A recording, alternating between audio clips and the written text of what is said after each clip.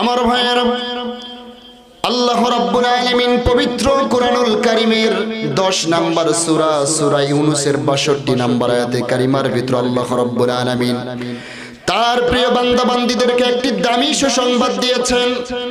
আল্লাহ রাব্বুল আলামিন ঘোষণা করে জানিয়ে দিচ্ছেন সেই সুসংবাদের কথাটি। আল্লাহ রাব্বুল আলামিন বলেন, আলা ইন্না আউলিয়া আল্লাহি লা খাউফুন আলাইহিম ওয়া লা হুম ইয়াহজানুন।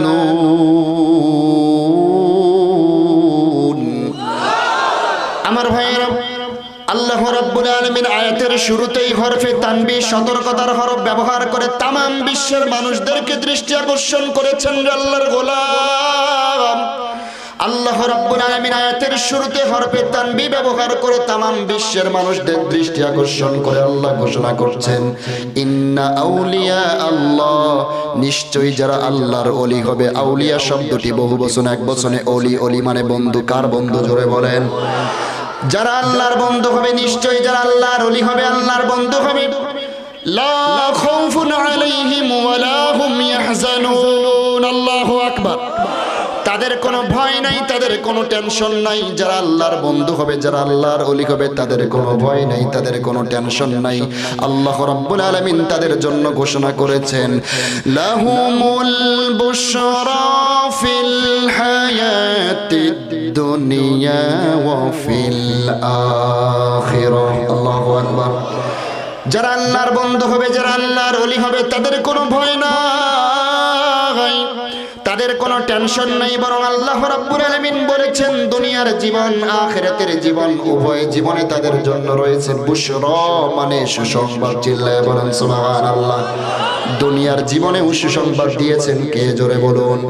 পরকালের জীবনেও সুসংবাদ দিয়েছেন কে? আমার ভাইয়েরা, দুনিয়ার জীবনের সুসংবাদটা কি? পরকালের জীবনের সুসংবাদটি আল্লাহর গোলাম। আল্লাহ রাব্বুল আলামিন দুনিয়ার জীবনের সুসংবাদের কথাটা পবিত্র কোরআনুল কারীমে সূরা আল বাকারা 257 নম্বর আয়াতে কারিমার ভিতরে জানিয়ে দিয়েছেন।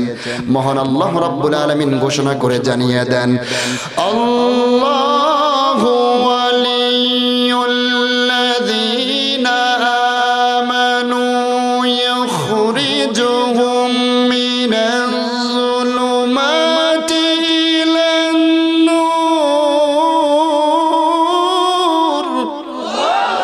আমার ভাইয়েরা, আল্লাহ রাব্বুল আলামিন পবিত্র আল কোরআনের সূরা আল বাকারা 257 নম্বর আয়াতে কারিমার ভিতরে মহান আল্লাহ রাব্বুল আলামিন দুনিয়ার জীবনের সুসংবাদের কথাটা জানিয়ে দিচ্ছেন, আল্লাহু ওয়ালিয়ুল্লাযীনা আমানু ইখরিজুহুম মিনাজ যুলুমাতি ইলান নূর।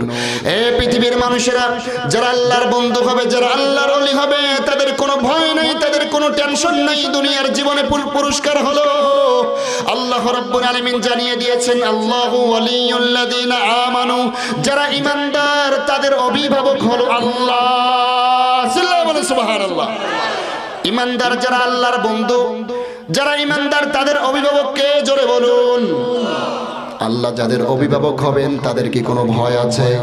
দুনিয়ার জীবন কেমনে চলবে, কি খাবে, কি পরিধান করবে, কোনো ভয় নাই, কোনো টেনশন নাই, কারণ অভিভাবক কে? জোরে বলুন। আল্লাহ যাদের অভিভাবক হবে তাদের কোনো ভয় নেই, তাদের কোনো টেনশন নেই। আল্লাহ সুসংবাদ দিয়েছেন, ইখরিজুনাহুম মিনাজ যুলুমাতি ইলান নূর।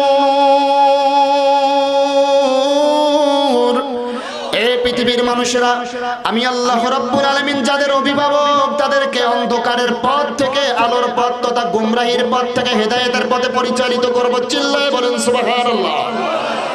আল্লাহ যাদের অভিভাবক হবেন তাদের কোনো ভয় নাই। এটা হলো দুনিয়ার জীবনের সবচেয়ে বড় সুসংবাদ, ঠিক কিনা বলেন? আমার ভাইরা, এবার চলে আসুন পরকালের জীবনের সুসংবাদটা কি। আল্লাহ রাব্বুল আলামিন পবিত্র কোরআনুল কারীমের অসংখ্য সূরার ভিতরে, অসংখ্য আয়াতে কারিমার ভিতরে জানিয়ে দিয়েছেন পরকালের সুসংবাদের কথাটা। আল্লাহ রাব্বুল আলামিন পবিত্র কোরআনুল কারীমের সূরা কাহাফের 107 নম্বর আয়াতে কারিমার ভিতরে জানিয়ে দেন, ইন্নাল্লাযীনা